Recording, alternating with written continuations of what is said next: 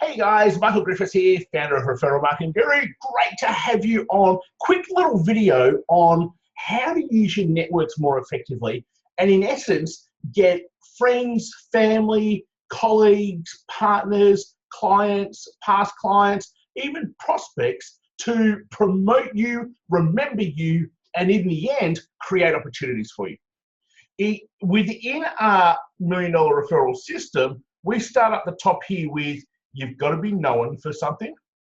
And then once you're known for something, then we've got our 5 marketing channels that we use. We've got our partner channel, creating our referral teams. We've got our network channel. That's what we're about to touch on.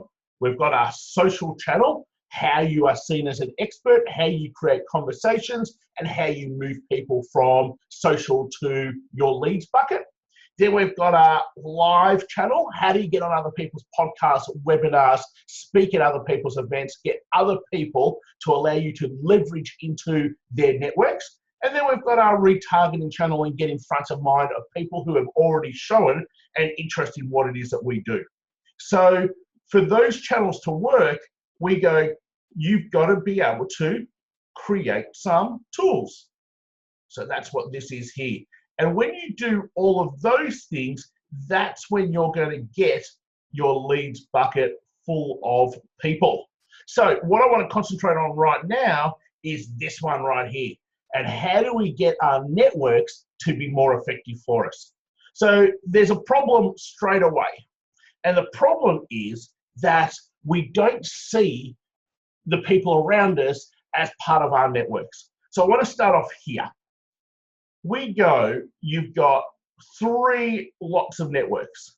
Your A network, they're the people who are immediately around you. So your clients, your prospects, your past clients, friends, family, staff, distributors, everyone on your social media, everyone in your CRM, everyone in your phone, everyone you've got a business card for. I think we get the picture. Everyone around us is part of our A network.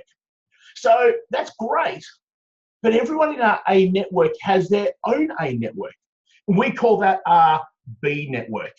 So I know you, but I don't know everyone that you know, but I could reach them through you. So they're my B network to me, and I can get to my B network through my A network. But then those people know a whole bunch of people too, which to them is their A network, but to me is my C network. So when I think about it, let's just go in your A network, you know, 250 people. So it's 250 people that could open doors for you, create opportunities for you.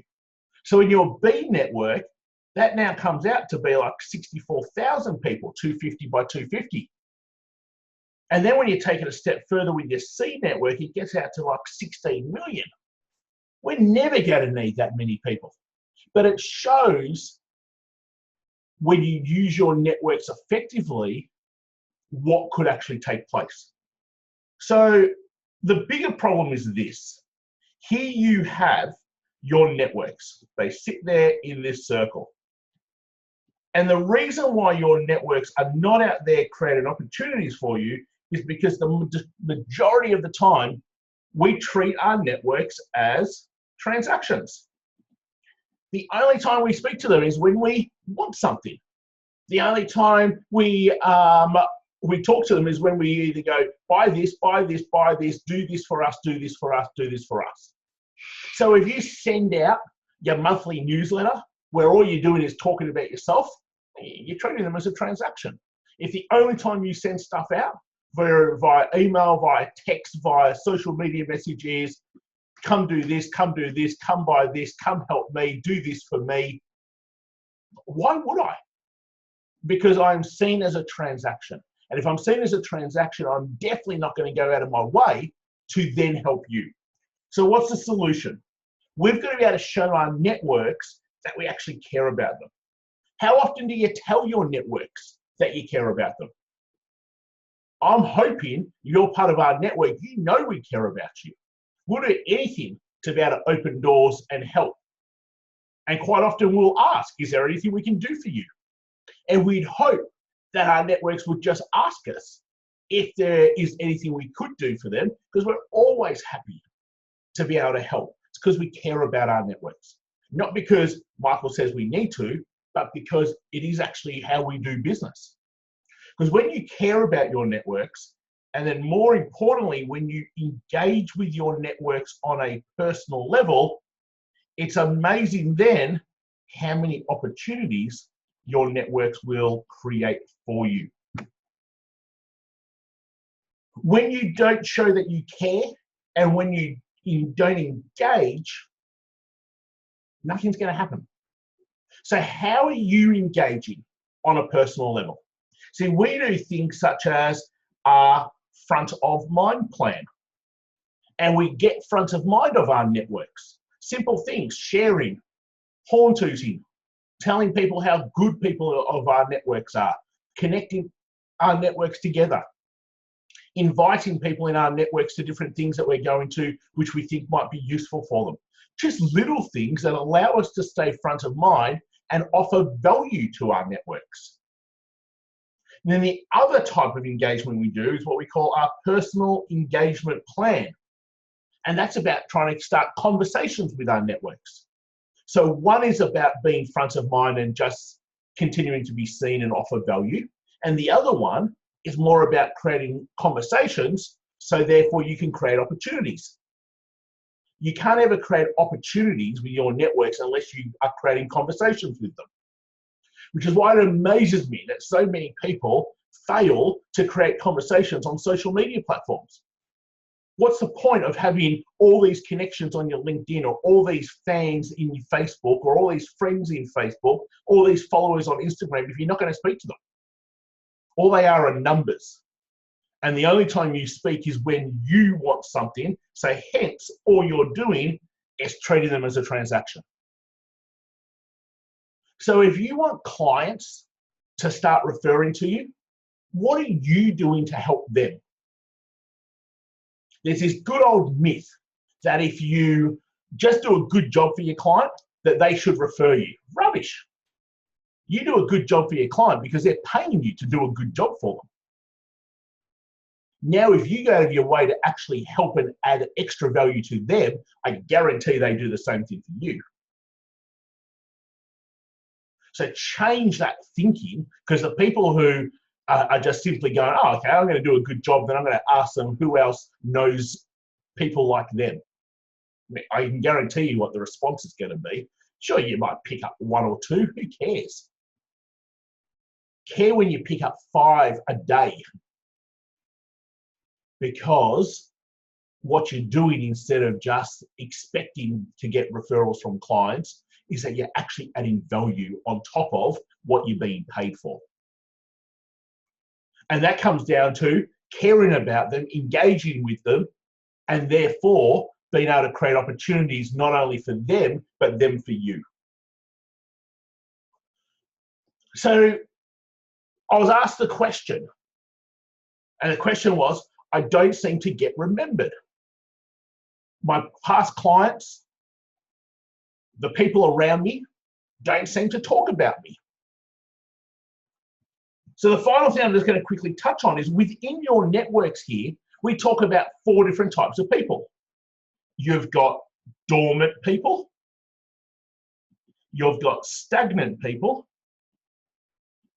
you've got action people, and you've got opportunity people. So opportunity people only make out like 10% of your network. They're the people who are going to talk about you and become your walking billboards. Obviously, we want more of them. Your action people make up about 20% of your network. They're people who know you, like you, trust you. They'd certainly use you if they're not already. They're happy to talk about you, but the other person's going to have to create the conversation. They're not walking billboards yet. If someone says, I need an XYZ, they're going to talk about you, but they're not going to bring it up to start with. Then you've got stagnant people, make up about 25% of your network. They know you, they like you, there's not a great deal of relationship or trust there. So all the ducks would have to line up in a row for them to actually talk about you. Unfortunately, we know ducks don't line up too often. Right? Then you've got dormant people. the remaining 45% of your network. And dormant people aren't talking about you because they're probably not remembering you. It's been 5, 6 months plus, a lot's happened in their life, and they're probably just not remembering you. So therefore, if you were more front of mind of these people, they'd probably therefore create more opportunities.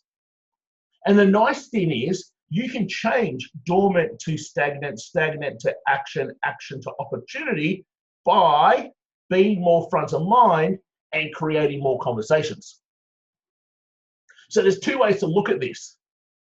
70% of your network right now are doing nothing for you.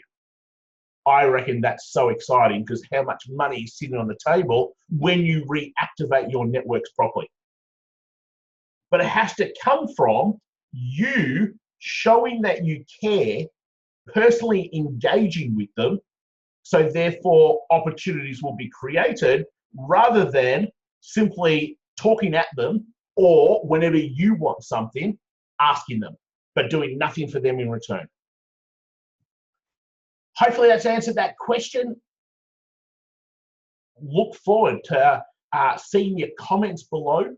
Please, if you're watching this on YouTube, and even if you're watching it on our social platforms, pop over to our YouTube, make sure you subscribe so you get great information, great tips, great trainings just like this to help you generate more referrals, use your networks more effectively, create partnerships to fill your sales funnels.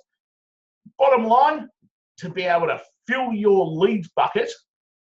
Yeah, so being able to use your various marketing channels and fill your leads bucket full of prospects for you to be able to sell to. Take care, guys. Michael Griffiths here. Make sure you subscribe if you're watching this on YouTube so that you get more great training and information. And I'll talk to you real soon. Take care, everyone.